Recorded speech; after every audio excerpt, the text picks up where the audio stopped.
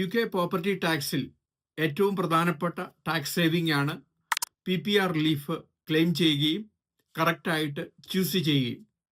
UK-യിൽ നിങ്ങൾ താമസിക്കുന്ന വീടിന് ക്യാപിറ്റൽ ഗെയിൻ ടാക്സ് ഇല്ലാത്തതുകൊണ്ട് ഒന്നിൽ കൂടുതൽ പ്രോപ്പർട്ടി നിങ്ങൾക്കുണ്ടെങ്കിൽ നിങ്ങൾക്ക് ചൂസ് ചെയ്യാം ഏതാണ് മെയിൻ റെസിഡൻസ് എന്നുള്ളത്.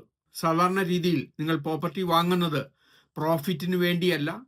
അത് മെയിൻ റെസിഡന്റ് ആണെങ്കിൽ നിങ്ങൾക്ക് ഫുൾ PPR റിലീഫ് കിട്ടും.